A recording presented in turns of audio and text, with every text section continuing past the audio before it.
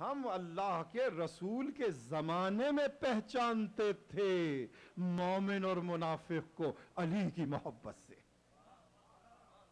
اگر ابو سعید خدری کی روایت یہ ہوتی کہ رسول اللہ کے بعد، تو بات سمجھ میں آتی، لیکن عہد رسالت مآب میں بھی، اور خود اللہ کے رسول نے درجنوں حدیثیں ہیں مشترک ہیں شیعہ اور سنی ذخائر احادیث کے اندر کہ یا علی انتا میزان الایمان، اے علی تو اعمال کی میزان ہے، یا علی انت الصراط.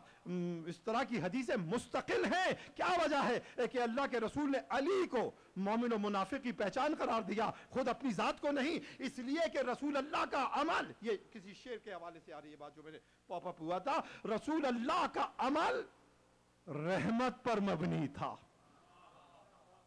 رسول اللہ کا عمل رحمت پر مبنی تھا، تالیف قلب پر مبنی تھا.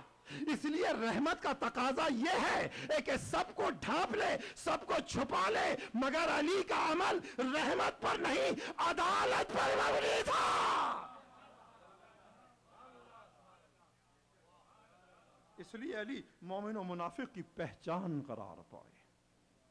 عزیزان گرامی، وہی اشعار کے حوالے سے میں بہت تدریجاً آ رہا ہوں قضاء و قدر کی طرف، کہ ماہ رمضان میں ظاہر ہے کہ میں وہیں تھا مونٹریال میں، اور امیر المومنین علیہ السلام کی شہادتوں میں تقریریں تھیں، 4 تقریریں میں نے کی تھی، اور ان 4 تقاریر کا موضوع یہ تھا کہ قرآن مجید کا کتنا حصہ ہے جو علی کی شان میں نازل ہوا ہے. وسیم نقوی بیٹھے ہیں، بابا کا ایک شعر یاد آ رہا ہے کہ درود پڑھ دے محمد و آل محمد پر. شرف منزل آیات شریفہ ہیں علی. حضرت نسیم امروی اعلی مقام. شرف منزل آیات شریفہ ہیں علی، پھر جو مصحف سے مقدم وہ صحیفہ ہیں علی. پھر جو مصحف سے مقدم وہ صحیفہ ہیں علی، ایک تو نائب قدرت کے خلیفہ ہیں علی. ایک تو نائب قدرت کے خلیفہ ہیں علی. چوتھا مصرع نکل رہا ہے، ایک تو نائب قدرت کے خلیفہ ہیں علی. جب علی عزم کی میدان میں پورے اترے، جب علی عزم کی میزان میں پورے اترے، تب کہیں عرش قرآن کے سورے اترے.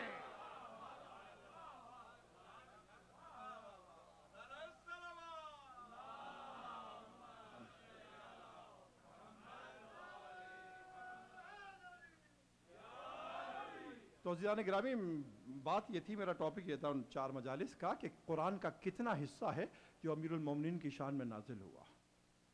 اور آپ کو یہ حیرت ہوگی کہ اس موضوع پر 3 اور 4 صدی ہجری میں صرف قدیم علماء نے جو میری نظر سے گزری تقریباً 20 کتابیں ہیں 3 اور 4 صدی ہجری کی.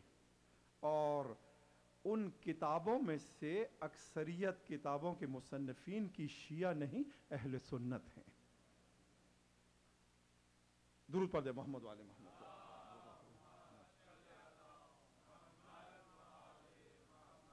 آپ فرمائیں گے کہ ہر مرتبہ کوئی نہ کوئی فرمائش کر کے جاتا ہوں چینج کرنے کی. اس مرتبہ یہ کہ کوئی گلاس رکھنے کا اسٹینڈ وغیرہ یہاں ہونا چاہیے. درود پڑھ دے محمد والے محمد پر.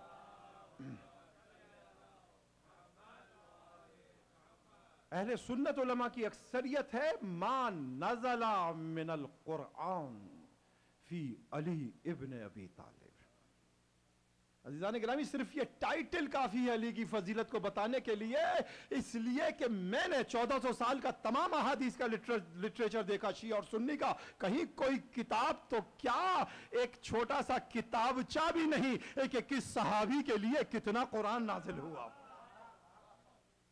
ما نزل من القرآن فی حق علی ابن ابی طالب. اس موضوع پر مستقل کتابیں ہیں، اور خود میرے اپنے کتب خانے میں 3 کتابیں ہیں، اور میکگل یونیورسٹی کے اندر بھی کئی کتابیں ہیں وہاں. اور یہ بات بھی آپ کو بتاتا چلوں کہ پورے نارتھ امریکہ میں میکگل یونیورسٹی کی لائبریری ہے، اسلامک سیکشن، کہ اتنا بڑا کلیکشن پورے نارتھ امریکہ میں نہیں ہے. 120,000 بکس، عربی، فارسی، اردو اور انگلش کی اسلام کے اوپر. 120,000 بک.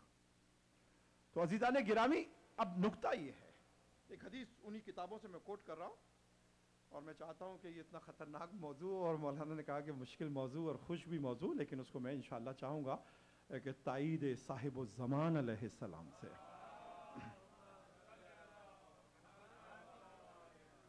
اس کو بالکل پانی کر دیا جائے. مشکلی نیست کے آسان نشود، مردی باید کے ہراسان نشود. تو عزیزان گرامی، ایک حدیث کوٹ کی، اور یہ اپنے طرق سے کوٹ کر رہے ہیں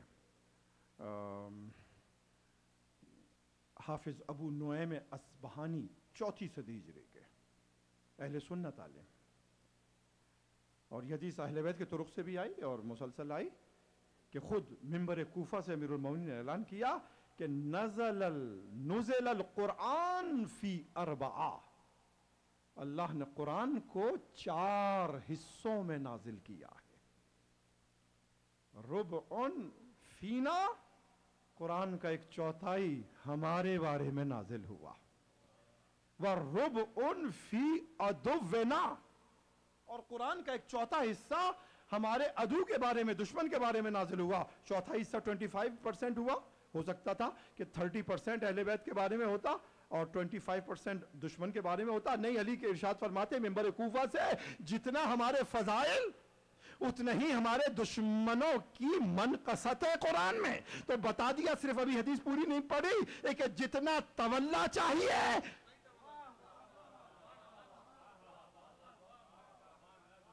ربن فینا ربن فی عدونا، 1/4 حصہ ہمارے لیے، 1/4 حصہ ہمارے دشمنوں کے لیے. اور ربع فیہ سنن والفرائض، قرآن کا 1/3 حصہ کہ جس میں احکامات الہی ہیں، سنن و فرائض ہیں. وربع فیہ قصص الانبیاء، اور قرآن کا 4 حصہ کہ جس میں انبیاء کے قصے ہیں. اس حدیث یہاں تک پہنچی. اب یہ سنیے گا آخری الفاظ معصوم کے مولا کے کلام کے، وَلَنَا کرائم القرآن، اللہ نے ہم کو قرآن کی کریم آیتوں سے نوازا.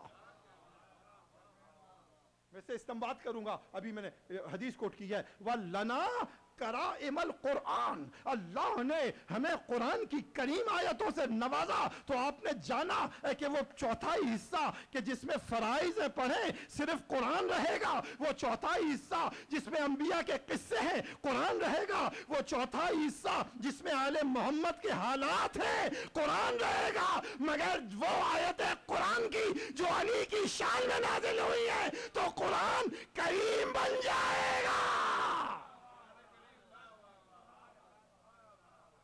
آپ نے جانا کہ قرآن کریم کیا ہے؟ قرآن کا وہ حصہ کہ جو علی کی شان میں نازل کیا گیا ہے.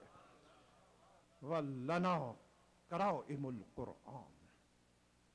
عزیزان گرامی، ایک اور نقطہ وہ جو اشعار کے دوران پاپ اپ ہوا تھا اور بڑا اہم نقطہ تھا برادر نذیر عابدی مدذ اللہ العالی کا، کہ ذوالفقار کے حوالے سے وہی مشہور معجزہ اور مولا کا علم کہ وار کرنے سے پہلے نسلوں میں ایمان دیکھتے تھے. اس کو قرآن مجید کی آیات کی روشنی میں دیکھیے. ایک درود پڑھ دے محمد و آل محمد پر.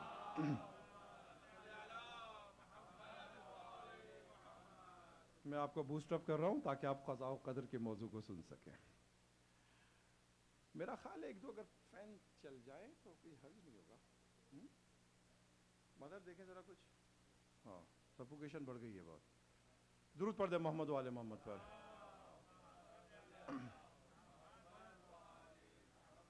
عزیزان گرامی، یہ آیت ہے سورہ انعام کی کہ ارشاد فرماتا ہے کہ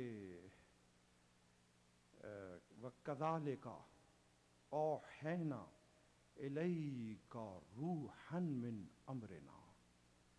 رسول، ہم نے تیری طرف وحی کی ہے روح کی جو ہمارے امر سے ہے. ما کنتا تدری مل کتاب